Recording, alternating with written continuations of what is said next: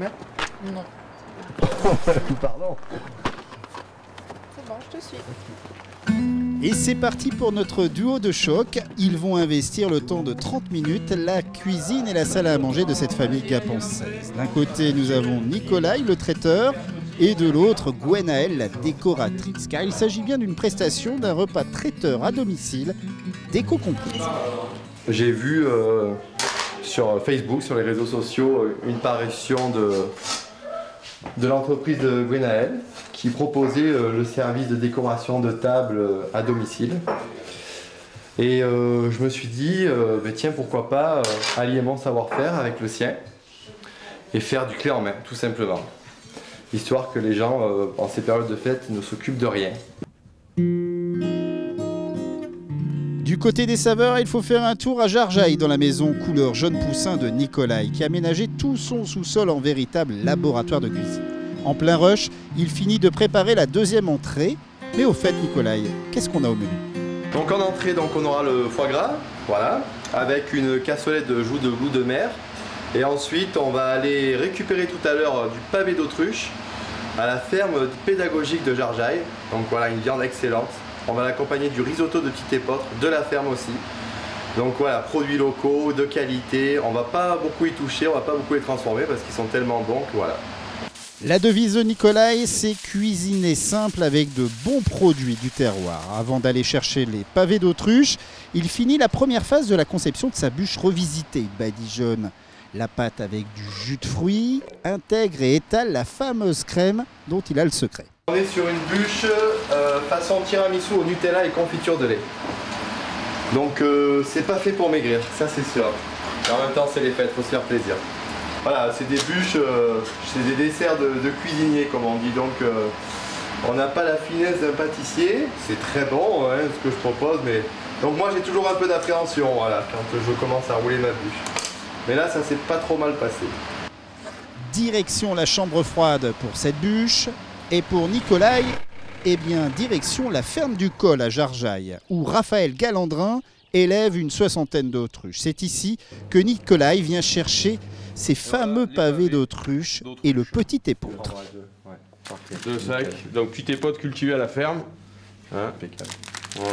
Décortiqué, prêt à cuire. Parfait. Ah, ça reste des productions confidentielles parce que très haut de gamme aussi. Mais c'est vrai que le grand public commence à les connaître. Hein. Le petit épeautre commence à être servi dans les grands restaurants étoilés à Paris. Et le pavé d'autruche, ça reste une valeur sûre en termes de repas de fête.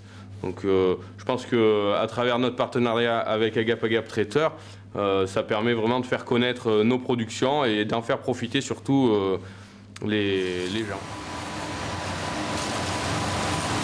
La cuisson du pavé d'autruche, un aller-retour suffit. C'est une viande tellement bonne, un aller-retour, saignant, rosé, voilà, pas plus.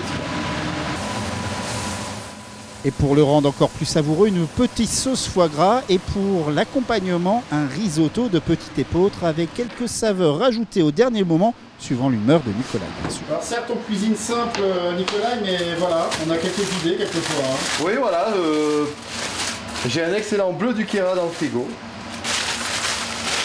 Vous voyez, hop, bleu du Queyras. Donc je vais faire le risotto de petite épeautre avec voilà, cet excellent fromage. Encore un produit local.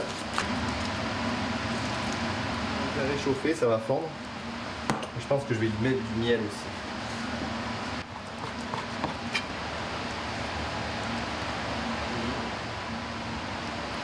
Ça va amener de la douceur avec la force du bleu.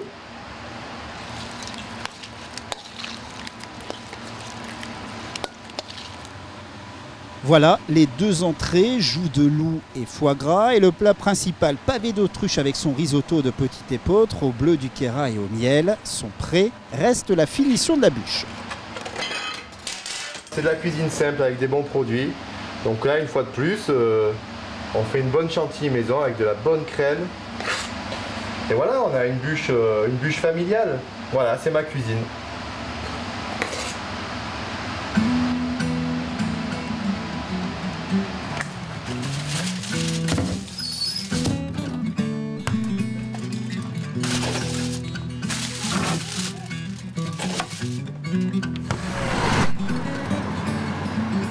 Retour en cuisine où Cindy se fait briefer pour l'organisation du repas. Voilà, il y en a 4 plats. Faut que je les réchauffe, que je les mette un peu au four. Non, c'est bon, non, c'est bon. Super, Voilà, impeccable. parfait. Là, par contre, il faudrait le mettre au frigo, c'est le foie gras pour l'entrée. Ouais. Alors, on va le mettre par là. Le filet pas loin du frigo. À table, Gwenaëlle termine la décoration faite avec des branches de mélèze et pommes de pin qu'elle accueillit elle-même. À 500 mètres de chez moi, dans la forêt, les pommes de pin, je suis allée cueillir avec mon fils même. Et ouais, c'est sur Hautes-Alpes. Et ça, la déco, voilà, avec des choses simples, on arrive à faire quelque chose. C'est ça un peu Complètement l'esprit que simple. vous voulez donner. Des objets récup, un petit peu de savoir-faire, de la peinture, un morceau de dentelle, et puis voilà. En fait, on reçoit toujours énormément de monde, une fois les cousins, une fois les grands-parents, une fois toute la famille. Et là, on s'est dit que c'était sympa de pouvoir faire cette formule. Au moins, pour une fois, je n'ai rien à préparer. Tout est prêt, la déco est superbe, ça change un peu de ce qu'on a l'habitude. C'est original, donc ni décoration parce qu'événementiel s'en occupe, et ni repas pour tout le monde parce qu'Agap, son traiteur, s'en occupe aussi. Donc c'est super pour la mère de famille. Repas traiteur à domicile, décoration subtile comprise pour 35,90 € par personne. Le résultat est bluffant. Une idée made in Hautes-Alpes qui risque bien de faire des émules.